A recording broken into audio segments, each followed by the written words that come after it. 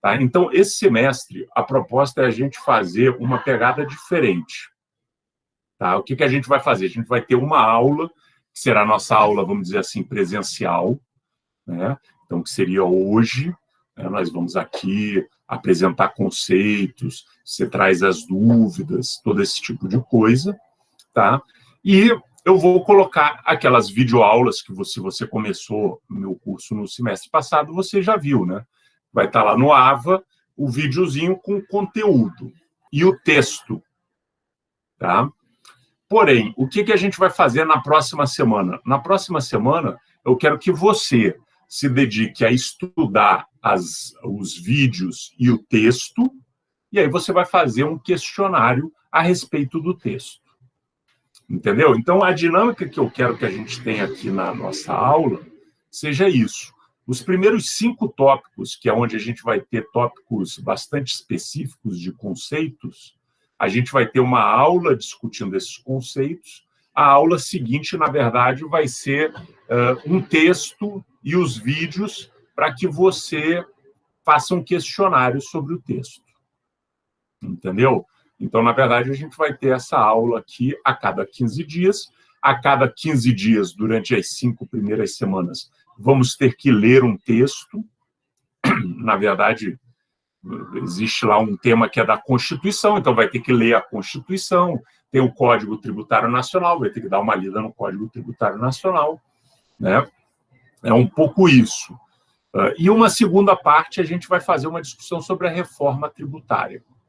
Existe uma proposta de reforma tributária encaminhada pelo governo, rolando no Congresso, e existem várias outras propostas de vários grupos discutindo como seria a melhor alternativa.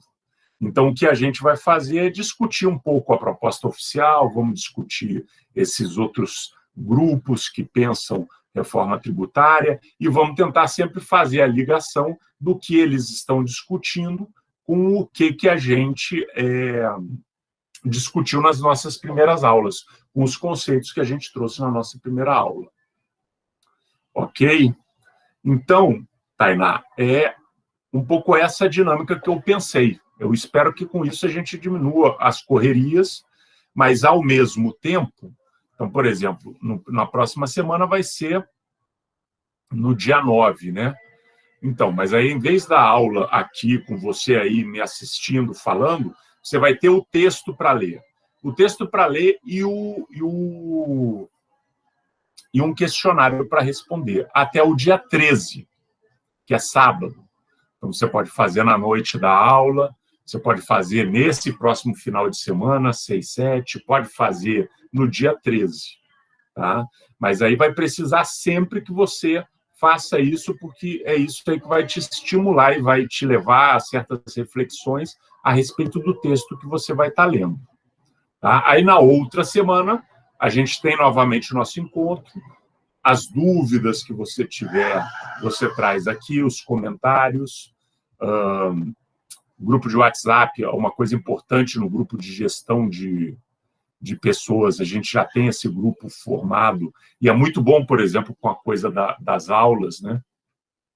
As pessoas, eu aviso lá, o link agora é esse, é assim, não sei o quê. Então, é uma coisa que facilita, tá ok? Então, Tainá, o que a gente vai discutir aqui hoje? Primeiro, vamos falar aqui no nosso curso. Então, o que a gente vai ver? Eu falei que a gente ia fazer aqui 5 temas diferentes. Tá? Então, o primeiro papel, a gente vai discutir o papel do Estado e a política fiscal. Depois, a gente vai discutir o Pacto Federativo, né? Porque a ideia é que a política fiscal, os tributos, os impostos, eles existem para financiar o Estado. Então, a gente precisa entender o que esse Estado pode fazer, porque, dependendo do papel que ele tiver, obviamente, ele vai ter uma determinada necessidade de financiamento ou vai ter outra necessidade de financiamento. Tá? A gente também vai discutir o Pacto Federativo, porque os nossos impostos não são apenas impostos municipais ou apenas impostos federais, né? Nós temos impostos federais, estaduais, municipais, né? E precisamos discutir como é que esses diferentes níveis de governo se articulam para executar as políticas públicas, né? E essa aí é a discussão que a gente vai fazer no nosso Pacto Federativo. Aí a gente entra, vamos dizer, a gente entra efetivamente no tema de legislação tributária. E a nossa tributação, a nossa legislação maior, né, a lei maior do Brasil, é a Constituição Federal. Então, a gente vai procurar na Constituição Federal o item, o capítulo e a seção que fala a respeito dos tributos. E a gente vai, então, esmiuçar esse item. Além da Constituição, a gente tem uma lei bastante antiga, de 1966, né, mas que continua valendo, que é o Código Tributário Nacional. Então, são as leis bases do nosso sistema tributário. É claro que você, nos municípios, tem leis específicas para cada um dos seus tributos. Então, o IPTU em Arapiraca tem uma lei específica, que pode ser uma lei diferente do IPTU de Palmeira dos Índios, que pode ser uma lei diferente do IPTU de Maceió, né? O ISS de Arapiraca tem uma lei específica e cada município tem a sua lei específica para os seus impostos. Da mesma forma, os estados, cada um dos 27 estados, tem leis específicas para os seus impostos. Então, o ICMS de Alagoas tem uma série de regras que não são as mesmas regras do ICMS de Pernambuco ou de Sergipe, né? Mas, então, a gente não vai, obviamente, a gente não vai esmiuçar todo esse papelório. É muita coisa. É muita coisa. Né? Não tem condição da gente ler isso. Né? Mas, pelo menos, o que a gente vai fazer? A gente vai tentar discutir alguns conceitos e vamos ler as principais leis referentes à questão tributária. E aí, com esse estudo prévio, a gente vai entrar na discussão sobre a reforma tributária. Então, a gente vai pegar as propostas que existem, né, vamos discutir sugestões de reforma tributária, né, e vamos analisar como é que elas mudam o Código Tributário Nacional, como é que elas mudam a Constituição, qual é o impacto dessas propostas no Pacto Federativo, qual é o impacto no papel do Estado, e por aí vai. Tá? Então, aí, como é que vai ser a nossa avaliação? Isso aí é um tema sempre muito importante, né? Os primeiros 5 tópicos, nossas primeiras 10 aulas, né, vão acontecer essa situação que eu te falei. Então, a gente vai ter o nosso conteúdo programático aqui na nossa aula, depois vai haver videoaulas que vão estar disponibilizadas no AVA, né, e uma bibliografia, e vocês vão responder um questionário online com questões baseadas no conteúdo de cada tópico. Tá? E depois, no tocante à reforma tributária, a ideia é que a gente consiga fazer um trabalho de grupo para entregar até o final do período. Né? Então, vamos ter aí 5 meses, que aí são um grupo grande, né? Assim, são 5 semanas, 5 aulas, né? Que vai dar 1 mês e pouquinho. Então, dá para a gente trabalhar um pouco numa análise que tenha um resultado, né, de um trabalho de grupo. Bom, então o nosso esquema de aula é esse. Então, vamos entrar agora, propriamente dito, no nosso tema, papel do Estado. E aí, para discutir o papel do Estado, a gente precisa pensar o que é o Estado. Né? Estado é um conceito super complicado. É um conceito muito complicado, porque é um conceito que tem muitos lados, muitas formas de abordar. Existem muitas teorias, né, que às vezes se complementam, às vezes não se complementam, às vezes são totalmente opostas, né? E o Estado serve para uma quantidade enorme de situações. Então, quando você quer ver sobre um determinado prisma, você tem uma definição de Estado, se você quer ver por outro, é diferente. Se você quer falar da economia, você tem uma discussão. Se você está falando da sociologia, outra discussão. Então, é uma coisa bastante complicada, né? Dentro de toda essa complicação, a gente consegue ver 3 formas de discussão do Estado. Tá? Uma primeira forma é o que seria o sistema institucional, são as instituições, né? Então, tem até aqui uma definição, que é a definição que está no dicionário Ruais. O Estado é o conjunto de instituições que controlam e administram uma nação. Quais são essas instituições? É o Exército, é o Congresso, é a Presidência da República, né? Todas essas, é o Poder Judiciário, todas essas instituições, né? No caso brasileiro, é o SUS, é o SUAS. Todas essas instituições, juntas e coordenadas, controlam e administram o Brasil, né? Então, essa visão do Estado como um sistema de instituição, um sistema institucional, ele vê o Estado como um instrumento de governo, né? Como gestão e organização, como um sistema de intervenções. O Estado é muito próximo do governo, que é muito próximo do sistema político, né? Então, vamos pensar como é que é nosso Estado hoje, seguindo a ótica do sistema institucional. O nosso Estado hoje é um Estado presidencialista, né? Nós temos um Congresso com 2 casas legislativas, Câmara e Senado. Nós temos um sistema federativo tripartite. Então, nós temos a União, os estados, os municípios.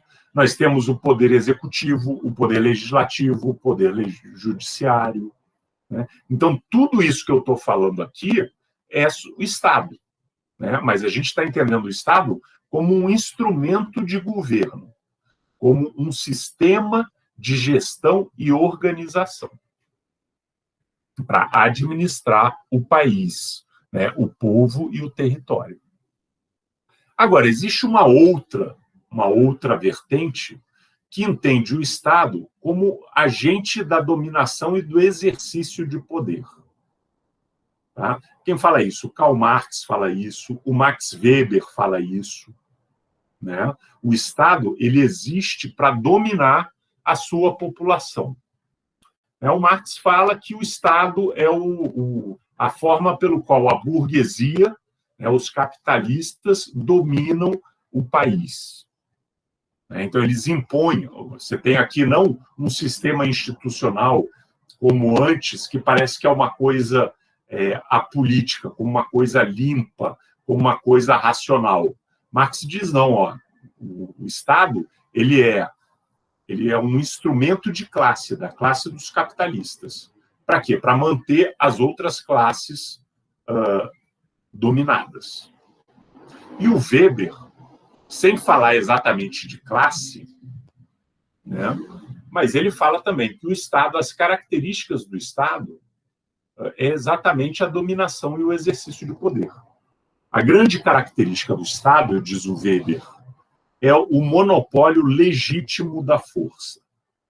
O que isso quer dizer? Vamos pensar aqui que nós tivemos um assalto. E aí está lá o bandido e a polícia trocando o tiro. Aí vamos falar, existe violência? Sim, existe violência. Existe violência dos bandidos, atirando na polícia, fazendo reféns, roubando as pessoas, mas existe violência também da polícia, atirando nos bandidos, né? A polícia não chega lá para pedir por favor. Eles também chegam com violência. Só que existe uma diferença. A diferença é que os policiais, por serem agentes do Estado, a violência deles é legítima. Então, a gente concede que a polícia ela pode usar da violência em determinadas situações que estão reguladas, etc. e tal. A gente entende que, por exemplo, o Exército ele pode usar da violência se, por exemplo, a gente foi invadido por outro país, ou entrar em guerra com outro país. Ninguém vai dizer, nossa, como é que pode esse exército, essa polícia serem violentos desse jeito? Veja bem, eu estou falando de uma coisa diferente de, por exemplo, uma polícia, as críticas que a gente tem hoje em dia para a polícia com relação ao alto número de assassinatos, com relação ao alto número de intervenções de violência desnecessárias. Aí você tem críticas, mas o que caracteriza o Estado é o exercício da violência legítima. Existe uma violência que é legitimada, que a gente aceita e entende até como necessária. Agora, o único que pode usar dessa violência é o Estado. Então, a gente tem tanto uma visão marxista quanto uma visão weberiana. Esses dois pensadores, eles não falam as mesmas coisas. Eles têm visões bastante diferentes. Mas o que caracteriza é que eles veem o Estado como um agente de dominação e de exercício de poder. O Weber vê isso das classes dominantes entendido como os políticos que estão mandando no Estado, ou as pessoas, os agentes que conseguem influenciar o Estado. Eles dominam e exercem o poder. O Marx não, ele já liga isso diretamente com a classe capitalista e diz que o Estado é um aparelho de dominação da burguesia. Então, você vê, a gente tem aqui uma visão que fala tanto de um sistema institucional, com uma série de instituições, quanto um exercício de poder. E ainda existem pessoas, existem teóricos, que falam do Estado como um ambiente ético e sociocultural, marcado por regras, tradições, que estabelecem a base da cidadania, da reciprocidade entre os cidadãos. Então, a gente tem toda uma série de aparelhos que não usa a violência, que faz a dominação, não pela violência que a gente viu, por exemplo, falando por Marx e por Weber. Você usa essa dominação,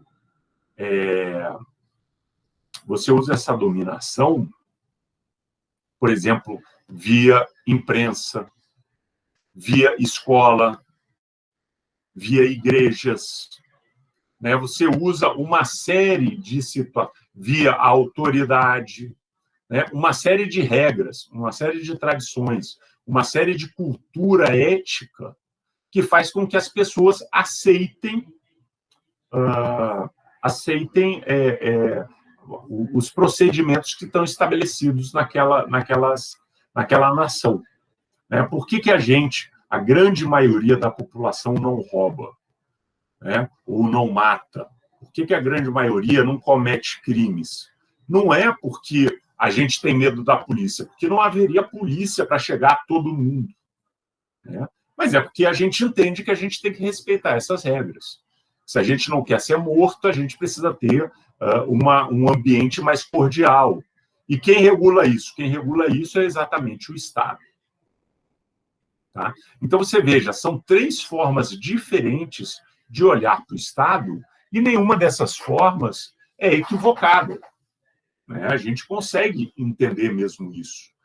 Hoje, quando você pensa, por exemplo, na situação do Covid, a gente tem um governo federal sendo bastante ativo no boicote ao uso de máscara, à prevenção, mesmo vacina, criticando vacina. Com isso, o governo ele estabelece um ambiente ético que as pessoas não fazem confinamento, que as pessoas se recusam a usar máscara, que as pessoas questionam a vacinação, mesmo sabendo que já estamos aí chegando a 200 e tantas mil mortes. Mas por que as pessoas ignoram isso? Porque existe um ambiente ético que é fomentado pelo Estado, e é um ambiente ético de ignorar exatamente isso. Se fosse uma situação diferente, você teria, evidentemente, um ambiente diferente e você lidaria com essa pandemia de uma forma diferente. Um exemplo muito claro que a gente está vendo agora é nos Estados Unidos. né, dessa mudança no meio da pandemia, né? O presidente anterior, o Donald Trump, ele tinha todo um discurso bastante voltado contra a vacina, contra o isolamento social, contra a prevenção, né? E os Estados Unidos é o país onde mais gente morreu, né? E o Trump, inclusive por isso, mas não apenas por isso, perdeu a eleição para alguém que defendia máscara, defendia prevenção, defendia vacinação, né? E quando esse novo presidente assume, óbvio que também temos aí uma vacinação em andamento, mas não está uma vacinação de larga escala, né? Você já tem uma queda no número de casos, no número de mortes. Por quê? Porque o ambiente ético mudou. Mudou a partir do quê? A partir do Estado. Você tinha uma orientação de Estado antes e agora você tem uma orientação de Estado diferente. Bom, aqui eu trouxe alguns pensadores que falam um pouco sobre essa visão do Estado, né?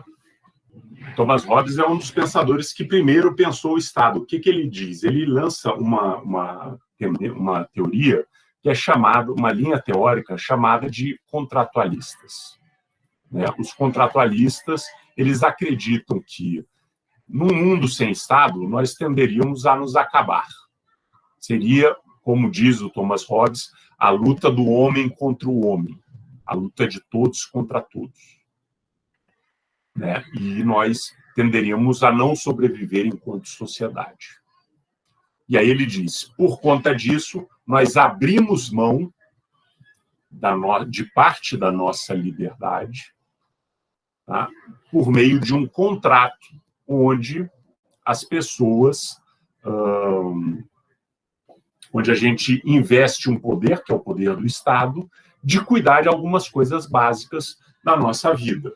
Como, por exemplo, os contratos, como, por exemplo, a questão da segurança, como, por exemplo, a questão da economia, da emissão de moeda. Então, para a gente conseguir viver, a gente precisa ter essa estabilidade jurídica, essa estabilidade da moeda, tudo isso, né? Os mercados que são criados pelo Estado, tudo isso é necessário para a nossa vida.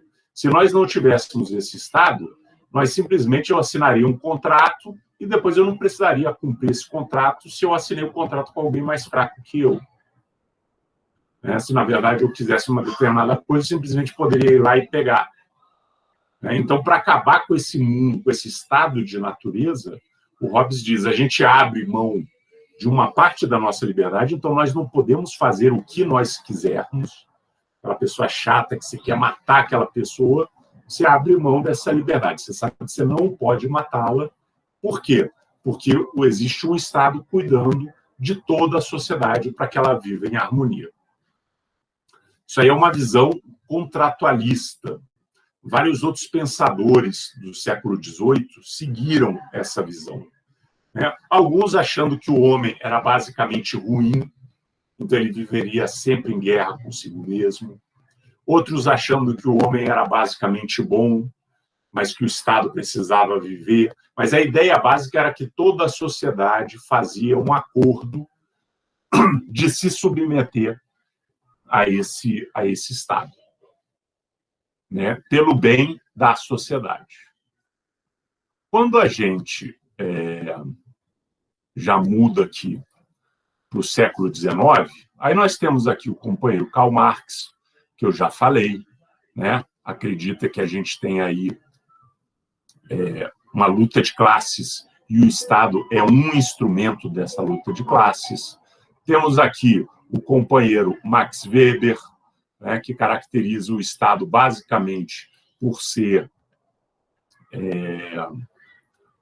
ter o monopólio da violência legítima, né? Então, um instrumento de dominação.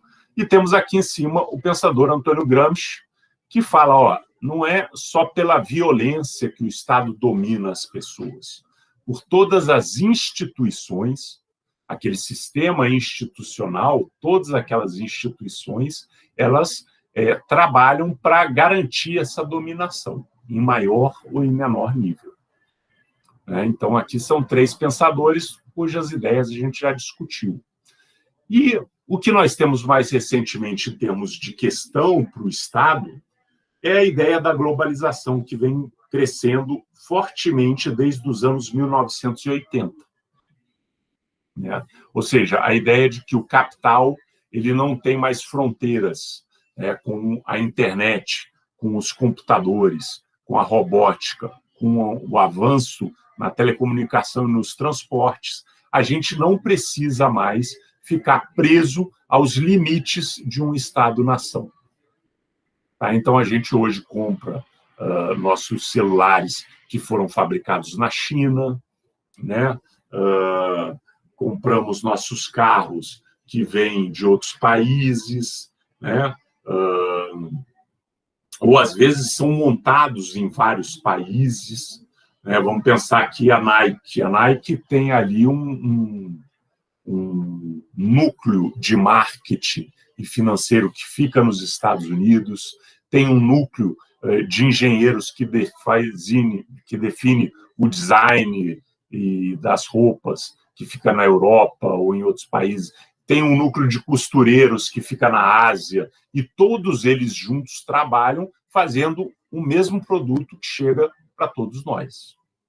Né? Então, nós temos aí não mais uma produção limitada pelos limites do Estado, né? Principalmente pelo Estado-nação. E isso aí traz problemas, traz grandes desafios. Por quê? Porque se a produção não está mais ligada ao Estado-nação, se o capital não está mais subordinado ao Estado-nação, a gente ainda tem todas as questões sociais, a gente ainda tem os trabalhadores, a gente ainda tem a população mais pobre, que está ainda dependendo desse Estado-nação. Então, por exemplo, a gente tem a Ford, que diz que sai do Brasil e vai para a Argentina porque não quer mais pagar imposto no Brasil, e vai pagar o imposto na Argentina, né? Mas a gente não pode ir para a Argentina aproveitar o SUS dele. Então, se o capital ele tem essa mobilidade, né, a população, os trabalhadores não têm. E isso aí, obviamente, traz uma série de problemas. Não por um acaso, quando você cresce a globalização, você tem junto o discurso de quebra dos estados. Né? Quando você fala aqui de economia, já que eu entrei na globalização no tema econômico, você também tem várias visões diferentes de Estado. Então, aqui nós temos alguns pensadores liberais, né? Aqui é Adam Smith, aqui é Jean-Baptiste Say, aqui é Davi Ricardo, né? Bom, eu vou explicar cada um deles aqui. Não, aqui não, mas o texto que vocês vão ler vai falar do pensamento de cada um deles, como é que eles entendiam que o Estado se relacionava com as finanças públicas. E, basicamente, o que esses três pensadores dizem é que o Estado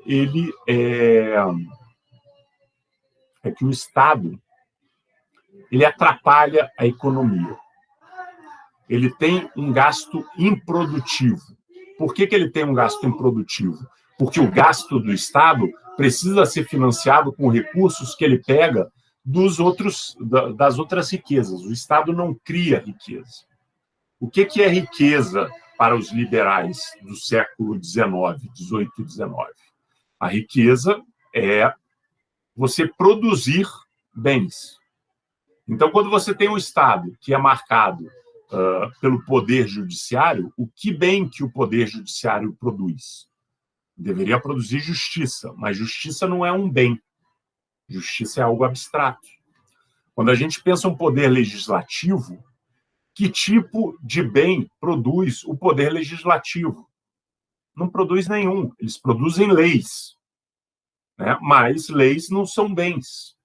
O poder executivo, a mesma coisa. Quem produz são empresas. E aí, no caso, nessa época, eles não pensavam em empresas estatais. Né? Mas quem produz são empresas. E o Estado, para ser financiado, precisa o quê? Tirar a riqueza dessas empresas. Então, por mais que o Estado também pague salário, também faça investimento em obras, também compre produtos, né? Por mais que ele tenha um gasto, um consumo que mexa com a economia, todos os recursos que esse Estado tem é retirado dos setores produtivos da sociedade. Então, é um jogo de soma zero. O setor produtivo da sociedade, os empresários, eles têm menos recursos para gastar, porque uma parte dos recursos eles jogaram para o Estado gastar. Então, eles dizem que o gasto do Estado é um gasto improdutivo que deve ser, então, evitado ao máximo. Bom, agora aqui nós estamos falando de um outro cidadão. Esse aqui se chama Malthus, Thomas Malthus, que nem lá nos sociólogos a gente viu Thomas Hobbes. Esse aqui é Thomas Malthus, um pensador famoso por uma tese muito equivocada, de que a população crescia numa progressão geométrica e os alimentos não cresciam na mesma rapidez, com as mesmas rapidez. Então, se a gente não tivesse um controle da população de pobres, a gente provavelmente viveria na miséria, teria fome e por aí vai. Bom, por que eu digo que essa é uma tese bastante equivocada? Porque do século XVIII até hoje, a população aumentou enormemente, né? E a gente aumentou a nossa riqueza numa velocidade muito maior. Se a gente tem ainda hoje miséria e fome, não é por falta de comida, não é por falta de riqueza, é por causa da concentração dessa comida e da riqueza. Mas, de qualquer forma, aqui o que estamos falando é de Malthus e uma visão econômica da ação do Estado. Tá? O que Malthus, ele é um liberal também, mas ele se diferencia dos outros liberais que nós vimos até agora. O Malthus não acredita que o gasto do Estado é improdutivo. Ele acredita que a economia se move pela oferta e pela demanda, pela procura. E, às vezes, você tem uma oferta e as pessoas não têm dinheiro para comprar. E aí, por isso, a economia não avança.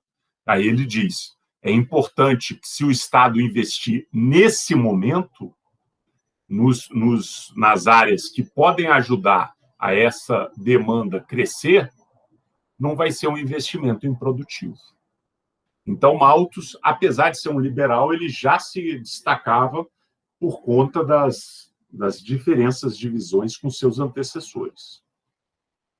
Agora, o grande nome da economia é um inglês chamado Keynes, que na década de 30 revoluciona a teoria econômica e basicamente dizendo que tudo que esses liberais falavam aqui era bobagem, porque o gasto do Estado era fundamental para puxar a demanda.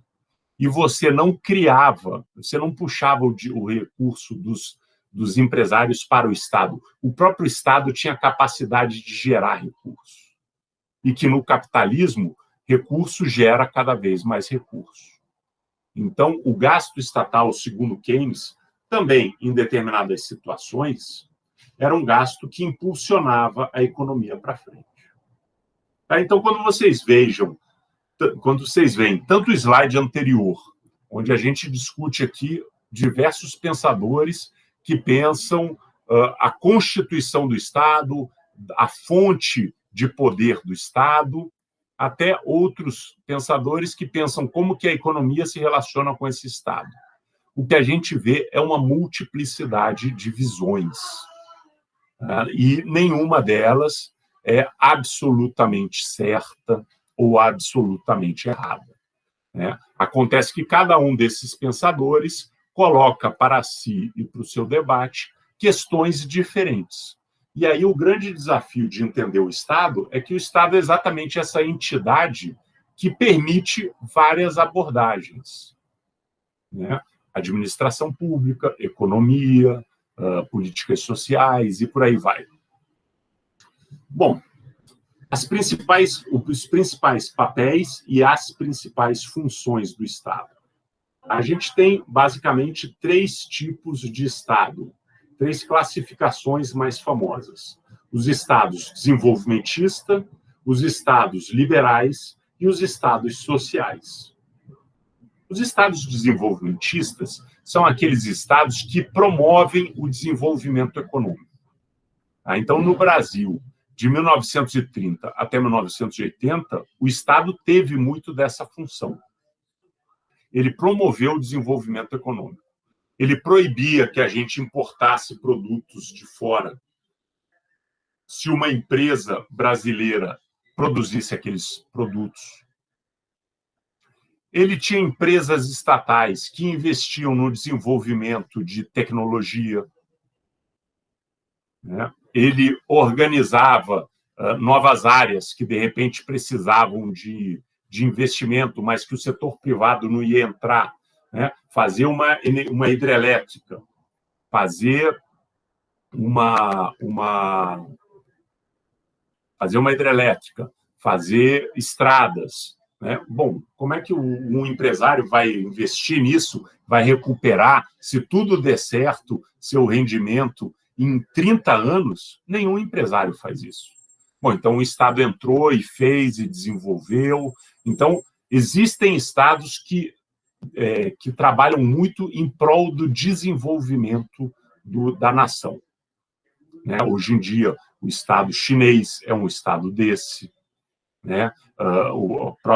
Os Estados Unidos, quando você olha, por exemplo, uma organização como a NASA, a quantidade de tecnologia e a quantidade de produtos do dia a dia que é desenvolvido a partir das pesquisas da NASA é impressionante.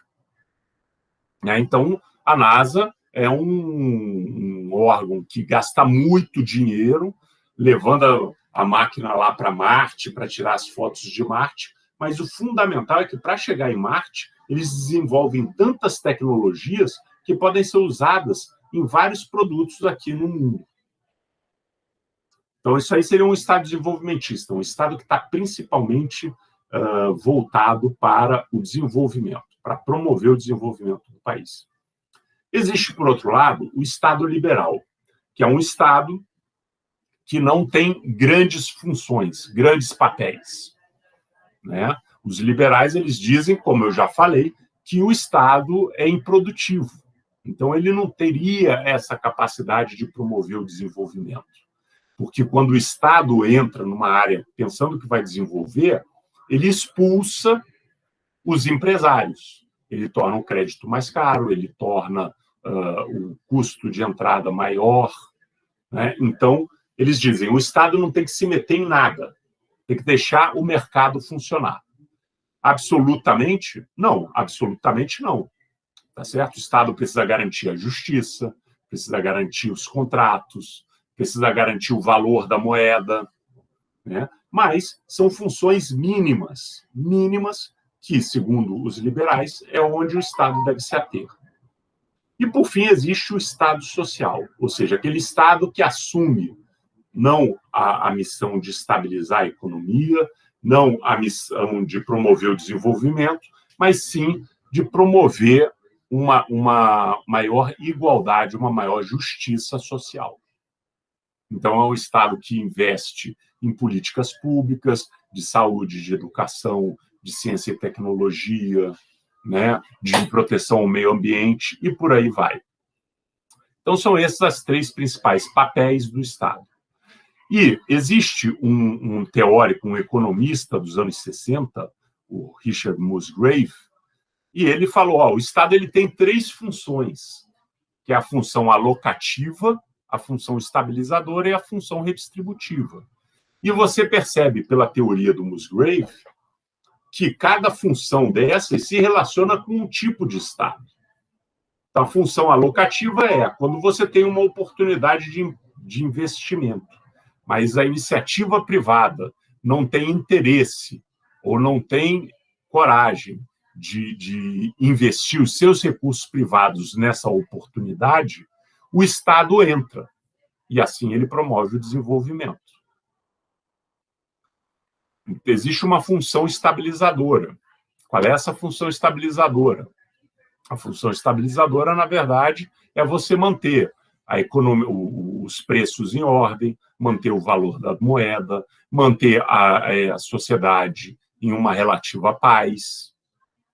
Isso é uma função estabilizadora do Estado, que você vê é a principal função de um Estado liberal, né? E a função redistributiva, ou seja, tirar de alguns e dar para outros, né? Quando você pensa nisso, a gente pensa que vai tirar de quem tem mais e dar para quem tem menos. Nem sempre é assim.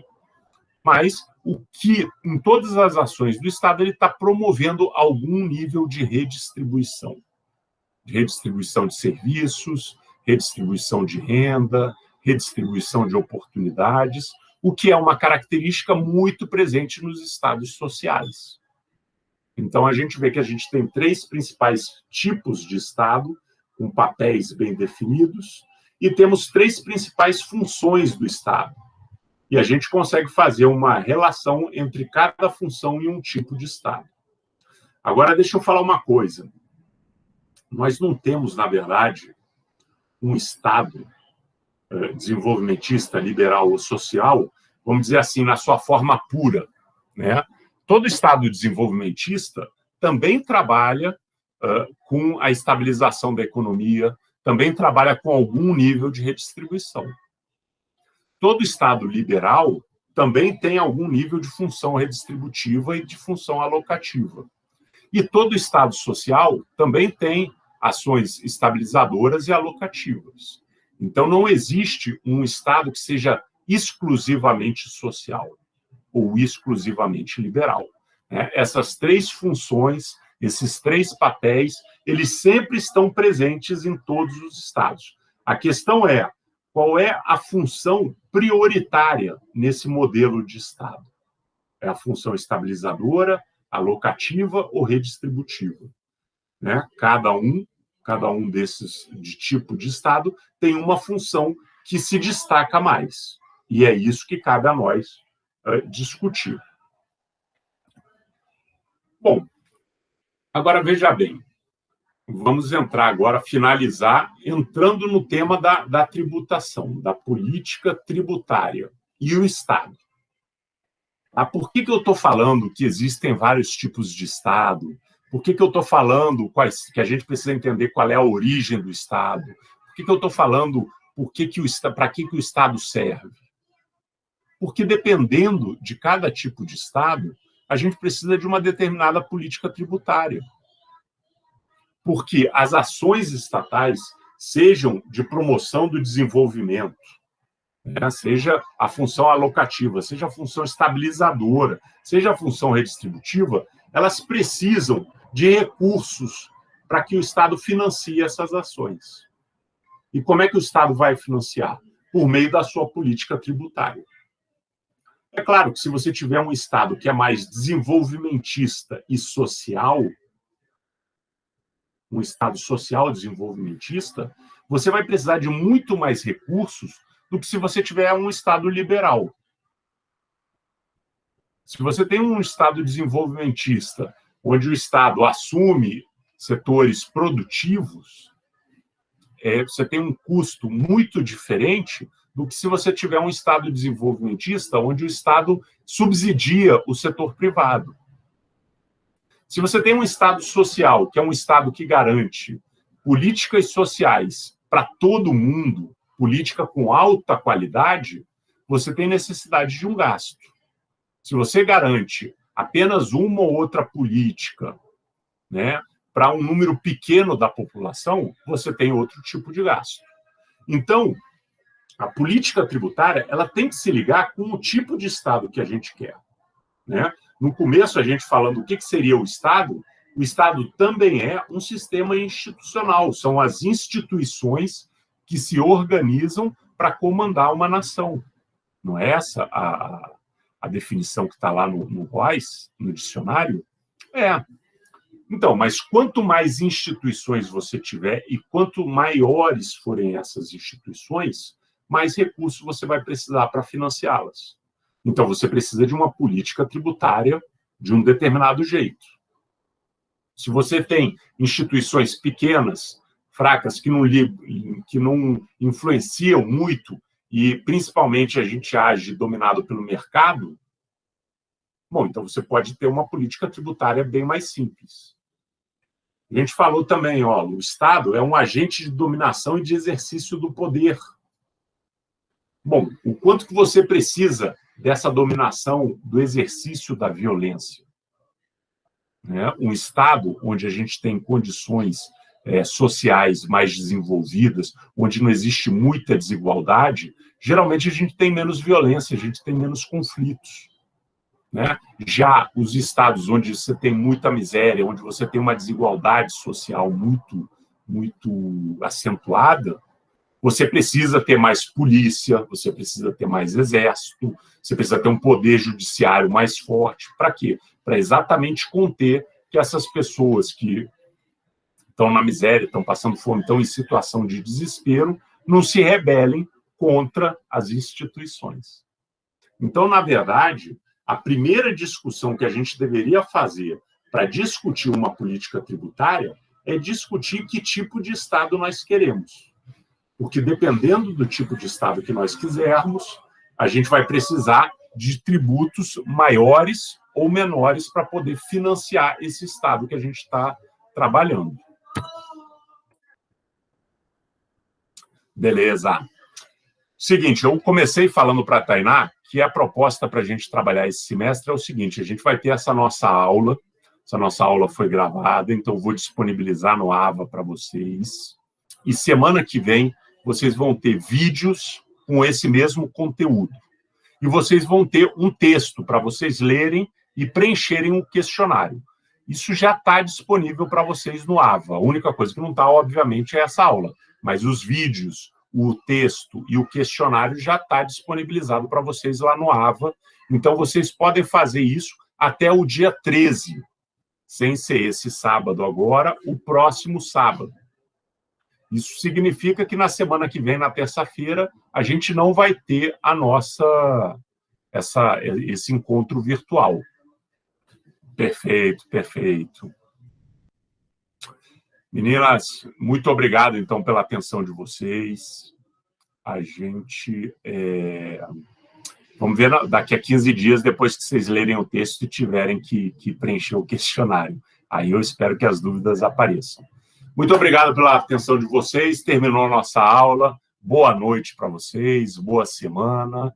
Qualquer dúvida, vamos nos falando aí pelo WhatsApp, tá certo?